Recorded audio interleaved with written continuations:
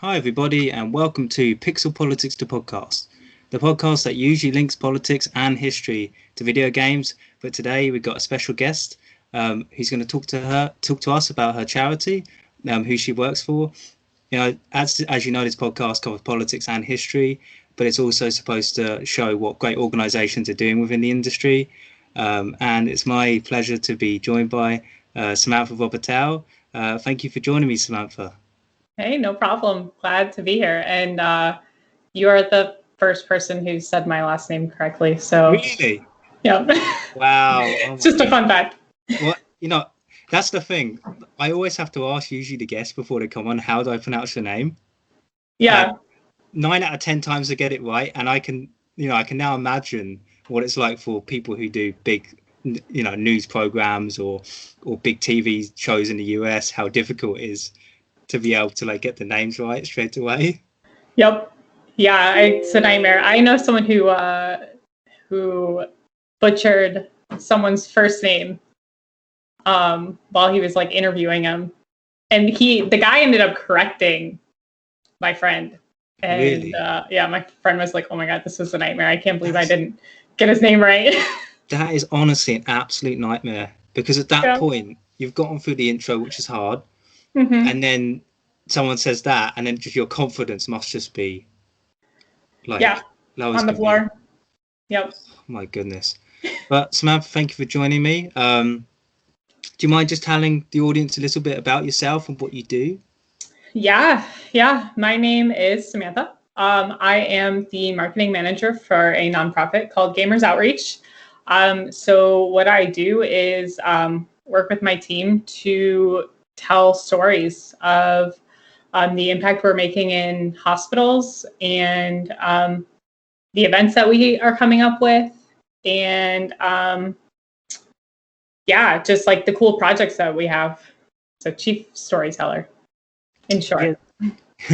Yeah, honestly, so I've been a big fan for a long time and seen the work that you guys are doing, and especially with the go-karts. Can you tell us a bit about the go-karts? Because they're awesome, they're so cool, and the amount of help that it must give children in hospital when you're supplying this equipment must be incredible. Yeah, Project Go-Kart is this really cool initiative that really just mobilizes video games and allows kids who might not be able to get out of bed in the hospital a chance to play. And so for anyone who is unaware, Project Go-Kart is a gamers outreach cart, so Go-Kart for short, and it is a gaming kiosk. And it has a little hub for an Xbox or a PlayStation. It's got a monitor attached to it, and it's got wheels on the bottom.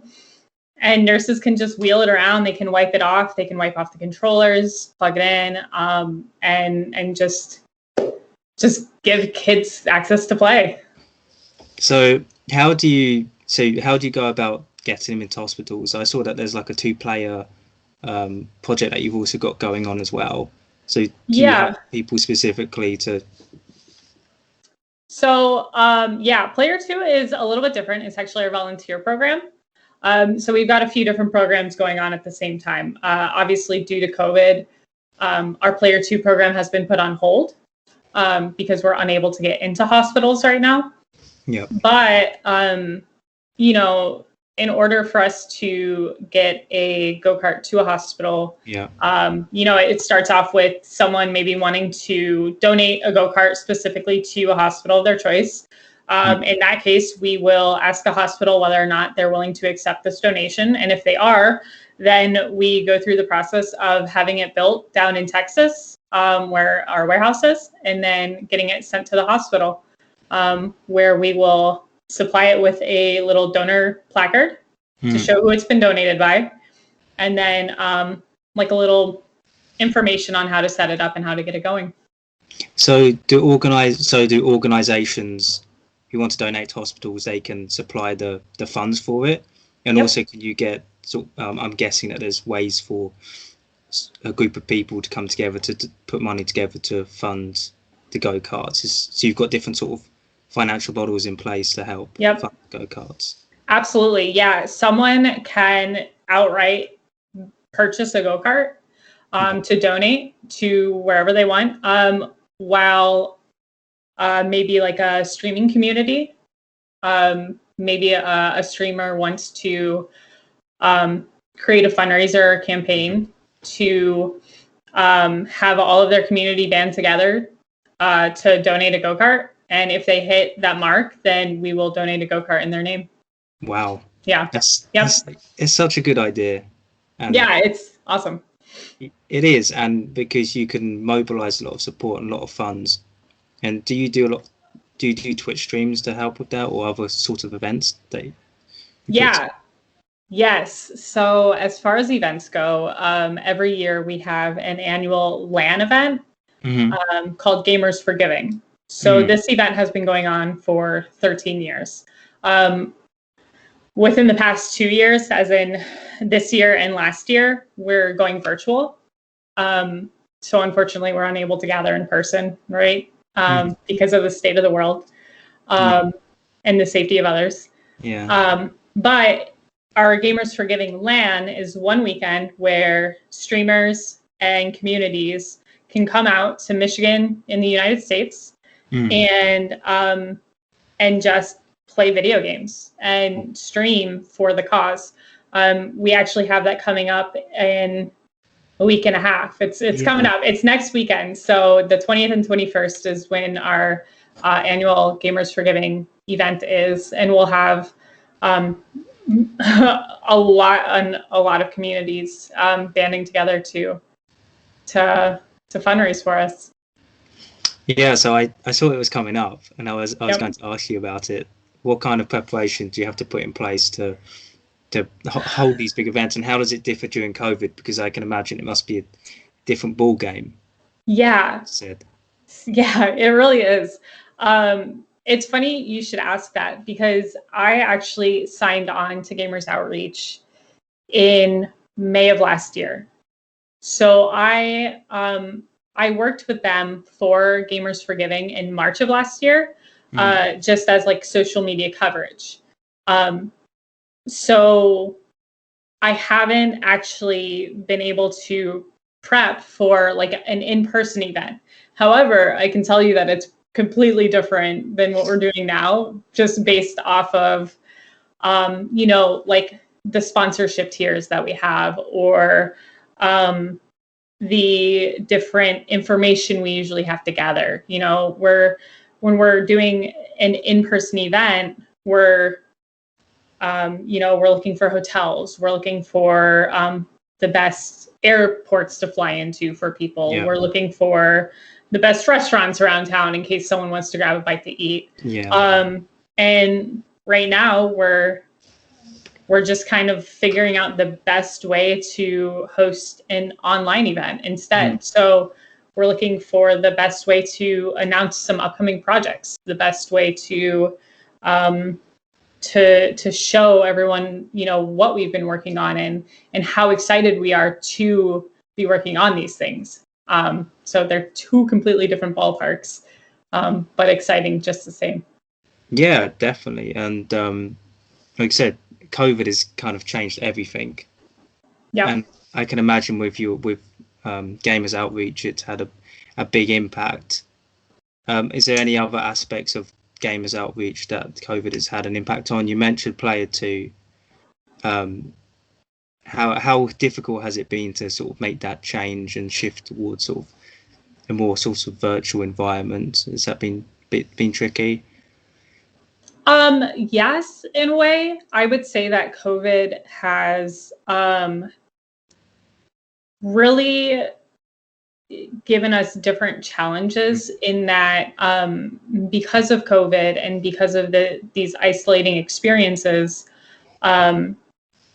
children aren't able to see their families sometimes, or their friends. And because of that, hospitals have requested go-karts. It's like we've had more go-kart requests last year than any time before that. And that's 100% due to COVID. Alongside that, we haven't been able to get into hospitals. So for our team, we're not able to go in and witness firsthand what these go-karts are doing for families. But we're still able to communicate with hospitals and gather stories and really figure out what it's like inside those hospitals for kids and families alike. And so I'm guessing, because Gamers Outreach works with a lot of hospitals across the States, I'm guessing all the hospitals vary in terms of their capacity and what, say, the state legislation permits in terms of COVID. So is that been tricky to try and figure out the ways in which you can, say, introduce go-karts, because the states are so different in how they're dealing with COVID? Yeah, I would say not so much. And I think it's because when dealing with go-karts and you know, requesting go-karts, it's really a shipment, right? Yeah. So hospitals can totally accept a shipment of any kind. And maybe they just hold off on it for a couple of days or however long is like mandated to not touch something for the longest time, right? Yeah. And so, you know, the biggest factor of getting into hospitals has been player 2. Now that vaccines are coming out and hospitals like are sort of, I don't even want to say like opening up, but they're starting to allow visitors in. We do see some hospitals starting to request player 2 again. Okay. Because in the UK, we have the National Health Service, as you probably know, and at the moment you can't have any visitors in the hospital really at all. Yeah. So I can imagine it would be a challenge, especially with player 2. Yeah. Is there any sort of virtual functionality that you've used there? I understand that the player 2 project involves people going in and then setting up equipment and then playing with the children. Have you, I guess, tried like a virtual element in terms of like Skype or Zoom or something like that? I know it probably is effective. The biggest thing as far as like internet access, so all of our kiosks are able to function offline, and that is because of like security measures through hospitals, right? Some hospitals don't even have Wi-Fi. They just have like that specific network. And so basically we've had volunteers who are able to help like via chat requests for nurses, you know, like child life specialists, if they have questions, if things need updating, our volunteers can walk them through how to fix something. And that's really the closest we've gotten. But luckily there are definitely like child life specialists and some family members who are able to go in and sit down and still play. Yeah, exactly. And it's nothing better than playing with family as well. Exactly. I remember when I was younger, I used to play a lot of Mario on the not Nintendo Switch, Nintendo Wii. I was like, Nintendo Switch came out 3 years ago. I'm not, like unless I'm 4, it's not gonna happen. Right. But no, like I remember playing with my sister and building that connection just through video games and all of that competition. It's next level always. I saw on the website of Games Outreach that the most popular game that the children play is Minecraft. Why do you think that is? Is there any reason behind that? I think that Minecraft is a well-received, imaginative, creative outlet for children. Yeah. And parents don't have to worry. Not to say that they have to worry about Rocket League, but you look at Minecraft and you can play it on your phone, you can play it on your computer, you can play it everywhere. And almost every kid I've ever talked to has 100% played Minecraft. Yeah. And I think that is one of the big reasons. Not only that, but I don't know about you. I've wasted dozens and dozens and dozens, if not hundreds of hours in Minecraft. Yeah. You know, there's always something to do. And so I think that's probably a big reason why. Yeah, it's definitely the creative element, isn't it? Yeah. Because I think I put maybe like 100 hours into Minecraft, and I love it. Like it's unlimited. You can do whatever you want, and you can build whatever you want. So I'm guessing the children really, you know, they love playing that.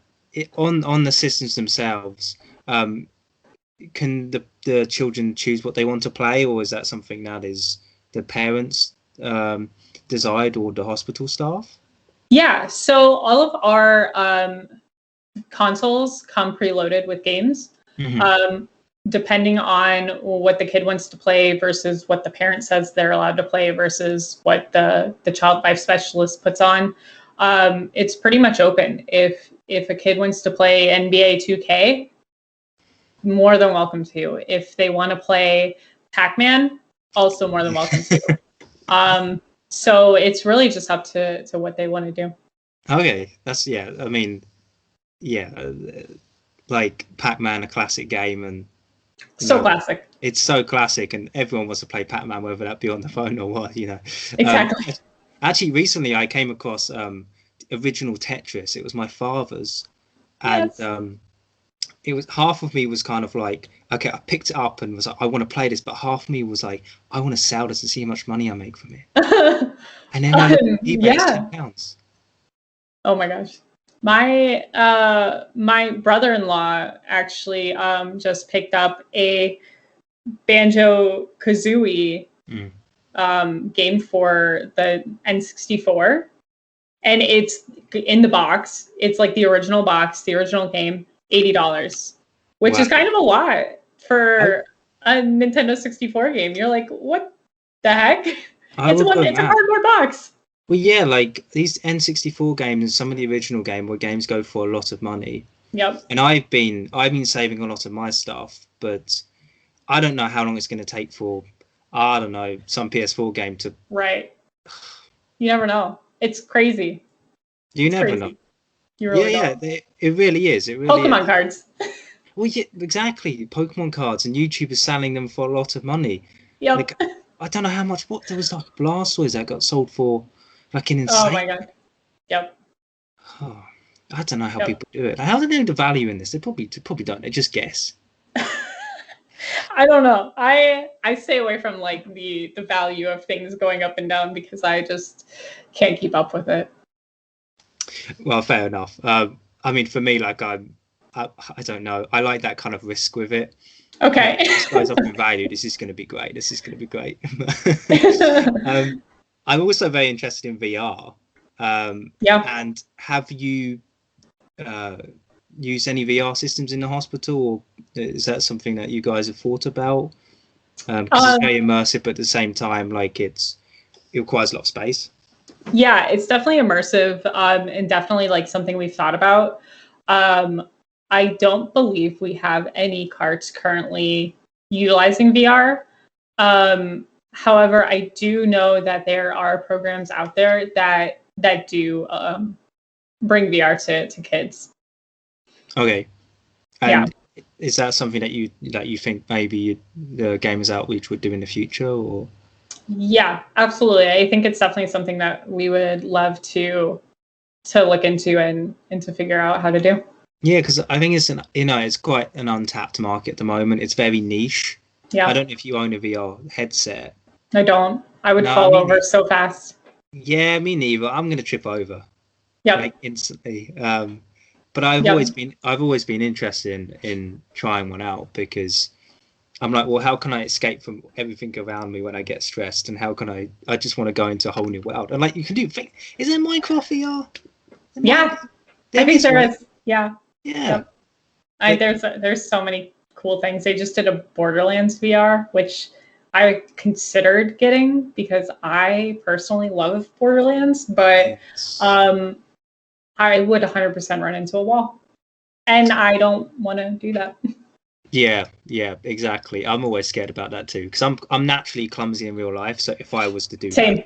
Yep. Yeah, it wouldn't end well for either of us, you know. We'd just trip over and then exactly. It's like, but also like my space here isn't big enough, so even if I was to, I'm just gonna like, you have to have like a whole room. Yeah, gonna face plant the wall or something. Yeah, somehow you have like all of this space and you're still like in a corner, and it's like, what even just happened here? Yeah, exactly. I was actually going to ask you at the start, as like an icebreaker question. I was going to ask you what your favorite game was, but I didn't get a chance. Have you got a favorite game that you like to play? My favorite game of all time would probably be like Bioshock Infinite. However, I have definitely sank hours into like Stardew Valley, Skyrim, Borderlands, League of Legends, which is unfortunate. Yes.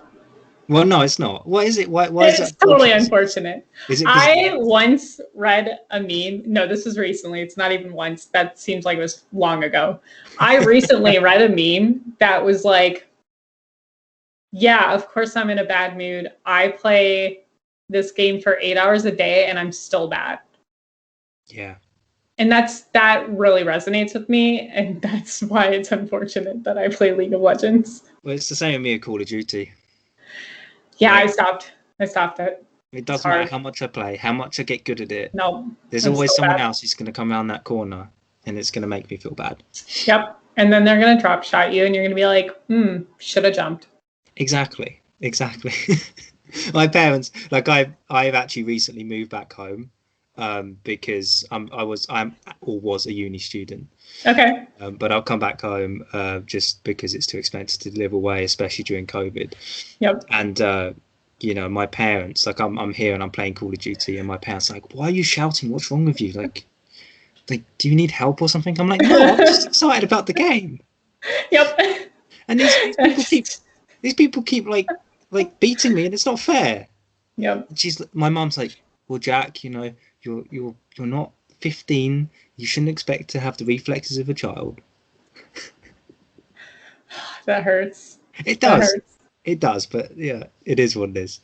I also wanted to ask you about any future plans that Games Outreach has. You said you've got the event coming up. Mm-hmm. Is there anything else in the future that the viewers could look out for? Yeah, absolutely. We are, in my most secretive way, announcing a couple of new programs during that weekend. So anytime, like either March 20th or 21st or afterwards, people can look out for what we've been working on. We have a couple different projects that we're so excited about. And we're excited for the future of not only Gamers Outreach, but gaming for children and for hospitals, and just giving people access to play. Okay. So everybody keep tuned for that. Yep. Exciting stuff. Yep. I saw on Gamers Outreach on the website that it's predominantly US based. And I also saw something in Northern Ireland as well. Yeah. Is that a new initiative? Like, are you starting to broaden out internationally? Right. Yeah. So we would love to expand. Yeah. And that's definitely something that has been discussed, and is, fingers crossed, going to happen sometime in, the next 5 to however many years. The go-karts in Northern Ireland are actually courtesy of a streamer called named Terrorizer. He has raised an insane amount of money. Last year he raised $42,000 for Gamers for Giving. And his request was, let's get games in hospitals in Ireland, and we did, luckily. So hopefully there's more of that in the future. But for now, we just have that little small section, and then we have the United States, which is cool. We're in about 90% of pediatric hospitals here in the United States, and then we've got a couple of go-karts up in Canada. That's amazing. Yeah. 90%. Yes, it has skyrocketed in the last 5 years. Oh, so in the last 5 years, you've seen the most sort of growth and such? Yep. We went from 7% 5 years ago, 7% coverage in pediatric hospitals to 90%. Yep. That's a mind-blowing statistic, but it's also inspirational. Yeah. Because you can see awesome. people, yeah, but people supporting your organization to the extent that it boosts by 90% in the last 5 years that's an incredible statistic, and it just proves people always want to help other people. Yes, 100%. We've done some really cool things in the past couple of years. I mean, last year alone, we partnered with The Rock, with Dwayne The Rock Johnson. So can you get Dwayne The Rock Johnson on this podcast? I wish. Awesome. I wish. Yeah. Someone already called dibs on talking to him, so I'm in the bottom list of the dibs list, unfortunately. But our director of development called dibs. So. Oh, so sorry. So it hasn't happened yet. So we have worked with him. Yeah, the partnership came out in November, right after one of our major, our first annual Spooktacular Streamathon charity event. And then in December, we partnered with Gal Gadot, Wonder Woman, to bring some more go-karts to children in hospitals. Wow. So we've had like 2 really cool partnerships with Xbox and some celebrities, and we're hoping it only goes up from here. Yeah, because Dwayne The Rock Johnson partnered with Xbox to deliver some Xbox Series X consoles, didn't he? Yes, and those were in our go-karts. Oh. Yeah. That makes sense. Yep. Right. That was some. Wow, like they were some cool Xbox Series X's. Yes, they look so cool. I know. I got to see him in person. I was like, oh my God, these are the coolest things I've ever held. Yeah, they're a big fan. I'm a big fan of The Rock, and when he becomes president, hopefully you'll be able to get him on the show, you know. If we hit 90% growth in 5 years, perfect. You can do it. I can do it, you know. Yeah. Fingers crossed. And then when he is on the show, please invite me back so that I can talk to him. Exactly. That's what's going to happen. We've got it planned out. Multiple ways to talk to The Rock. Oh yeah, because I think because The Rock he dated back in terms of his history of video games, at least on TV, for quite a long time. Because he's been a partner of Xbox for a while. Yeah. Since the original Xbox. So he's a big he's a big gamer. So I'd love to, you know. So he's a busy man. Totally. He's working out all the time, you know. Something that I can't do during lockdown. But bless his heart, though. The thing is that the stuff that he posts on Facebook. I know I'm going a bit off topic, but the stuff that he posts on Facebook, where he was, he wouldn't show people his workouts because he was concerned people would get a bit upset about it because they couldn't work out themselves. Like, what a kind-hearted man! Like, what a kind. He's so thoughtful. He is. He really is. You know. Yeah, it's hard to not like him. You just cannot. Like, and if someone doesn't like him, then I don't know. They're mad at life. Exactly. Like, we're not inviting anyone on the podcast who doesn't like Johnson. That should be your prerequisite question. Do you like The Rock? That's a really good. That's a great icebreaker. What I should do is I should set at the start of the podcast, and then if they're like, no, I'm like, nah, we're cutting this.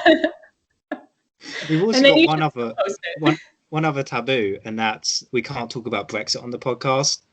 Oh, that's fair. But because Brexit, everyone's been talking about Brexit in the UK for at least the last 4 years, and no one stopped talking about it. But in the second podcast, I broke it. In the second episode, I broke my own rule. Well, at least you did it early on. True. But it's a good thing that Brexit's all over and done with, which is good. I want to quickly move on, and we can brush past this. But I just wanted to ask about: do you get funding from the government, the US government, or other organisations, or is it purely donation based? Yeah. Donation based. Yep. Okay. Yep. No government funding. No government funding. And I saw that. About maybe 3,000 on average children are served each year by the Go-Karts. That's a big number as well. Yeah, we look into play sessions just in case, maybe the same kid plays a game again. Yeah. And so we've sort of looked at it as play sessions. And we are probably with everything we've got going now, we're looking at 2 to 2.5 million play sessions a year. Wow. Yeah. So that could be 2 million kids. It could be, 1 million kids playing twice. But yeah, it's either way, it's a lot. But still, that's an incredible number. Yes, exactly, and that's what we're really excited about. Yeah. So so you said that the most growth came over the last 5 years. Before that, why do you actually no? I think this would be my question. Why do you think those 5 years you saw the most growth? Was there a particular reason? If I had to guess, yeah.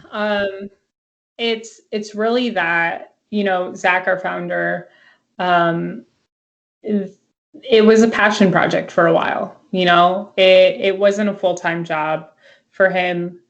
And over the past 5 years, like it has been a full-time job at the 5-year mark, right? So 5 years ago, he made the decision to do this full-time and to really make an effort to make the world a better place for kids. And so I think it's one of those things that, once you sit down and you put your focus into something, that's where the growth comes from. You build a team, you build volunteers, and you have a village behind you, and the growth is possible from there. Yeah, exactly. It's all about, if you're passionate about something, you're going to put in the work and make it grow. Like you said, if Zach was super passionate about it and he put all of his energy or effort, even as a side project, because he was passionate, and then the platform just expanded from there. And like I said, it's just, thank you so much for coming on and telling us about Gamers Outreach, because it's an incredible charity, and it's inspired me from just looking at your website and then doing a bit of research and seeing what you guys do, and you're making the gaming community a much healthier place, not just for the individuals in the hospitals, but also for the gaming community as a whole, because it's about positivity and spreading that positive energy and helping people. Because I don't think, especially in the industry at the moment, there's a lot of, like, as you probably realize and know, like, there's a lot of infighting. So it's this podcast seeks to kind of do this, spread that positivity. And I thank you for taking the time to come on and talk to me about Gamers Outreach. Yeah, of course. I'm totally happy to be here, and it's always nice to spread the word. Exactly. Samantha, thank you for joining me. It's been a pleasure. Yeah. Like Likewise. I said, next time, like, you come on the podcast, we get the rock on. Perfect. I'm there. Yeah, I'm going to set myself a goal this time next year. The rock's coming on the podcast. There we go. Send me an invite. I will clear my calendar. Perfect.